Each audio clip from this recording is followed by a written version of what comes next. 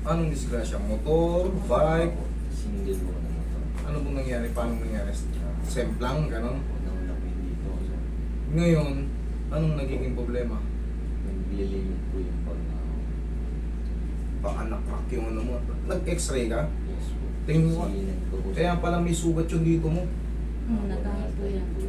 Nataye. Ako. Tingnan ko. Kailan ka pa na-disgrasya, idol? Nung ano ba ako, June 3rd. June 13. So, July 13, 1 month. Sige. Tignan ko kung nag-crack yung ano mo. Sana wala. Basag ay ito. Basag. Basag yung panga mo. Ito na. Nag-crack yung ano mo. Yung mo. Ayan. Crack siya. Tapos meron kang ano. Pero ito, kang mag-alala. Patitigasin lang natin yan kasi isang buwan ka palang mahigit eh. Huwag kang mag-alala anong gagawin natin dyan. Ilan taon ka na? 19. O, bata ka pa. Isang buwan. Para sure ball, gawin natin 2 months. Para dumikit siya ng todo. Kasi hindi siya pwedeng pakialaman basta-basta.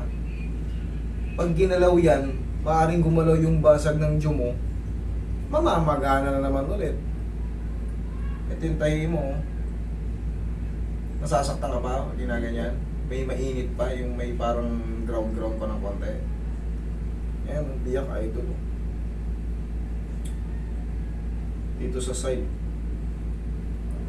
Ayan. Yan yung una mong x-ray, di ba? Ayan, sa side kita rin. Pero, magka ganun pa man, patitigasin lang natin. Patitigasin lang natin. Tapos meron kang wisdom tooth, oh. Na-surgery nga po siya. Na-surgery na to? Sa, hindi ko yung kailangan. Yung gilagid mo, sinurgery? Ay, ito, wasak pala to sa ibabaw.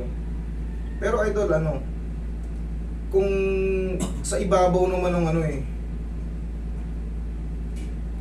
sa ibabaw naman yung ano, tutulak siyang baga ano. Ito kasi yung may control talaga dyan. Ito bali wala to. Pero kailangan kasi matigas na siya. Pag tinulak kasi maaaring lumagutok ulit. Pag lumagutok, mabiyak. Double damage. Kailangan yan. Mag-establish muna, dumikit muna siya ng todo. Itong nagbago sa ito, tingnan, lumabas. Lumabas yung condyle mo sa mandible. Ito sa kabila, nakabaon. Nakalabas din pala, sorry. Nakalabas siya pero hindi siya nagtugma ng ano. Yan kailangan dyan, pumasok siya eh. Pumasok, dahil nga, siyempre na ganun, gumano no, lumiis ng ganun. Yung isa baon na baon, yung isa naman naka halfway. Pero hindi ko pwedeng itulak nun ng pag ganun, o kaya pag ganun, kasi dinidinan yan, ginaganon no. O kaya inahatak ng pag ganun. Magkakaroon ng ano yan, magkaroon ng paggalaw sa hindi pa dumidikit na ano, hanggang nga nasasaktan ka pa. Sakto lang po.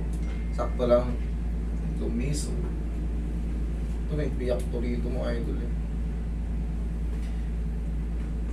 Tansyahin natin, paano ba, ano ba, isang buwan.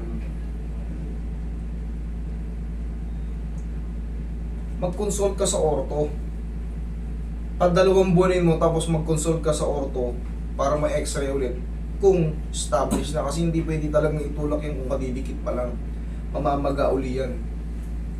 Yung John naman kahit matagal na panahon nababago-bago yung posisyon yan, pero ito pagka may crack kasi pag dininan mo maano ka, madidisgrasya ka ulit. Walang paraan dyan para may align kundi gaganunin. Eh syempre, i-avoid natin, baka magdugo ulit. Eh, laki. Tsaka may surgery ka dito? Ako po. Oh, ito. Yung topping ng ano. Ganun ka nga. Ganun nga. Ganun yung gila mo. Yeah, nasasaktan ka pa? May surgery yan, oh. Wasak tong ano mga to, yung ngipin na yan. Ano yung tinahi o nilagyan ng tinahi lang, walang nilagyan? kasi naibig na. Walang nilagay na mga artificial, tinahi lang. Sige, ganito gagawin natin, idol. Obserbahan mo ng 2 months, kailangan sakto 2 months, tapos kasi 19 ka pa lang eh. Tapos, pa-x-ray ka ulit, pa-consult ka sa ortho. Pag dumikit na, pwede na natin pakilaman. Ngayon kasi 10 buwan pa lang, medyo alanganin pa yan, hindi pa yung ganong madikit. Hindi pa nagdikit yung fracture. Mahirap pakilaman, baka mamagalang lalo yung ano.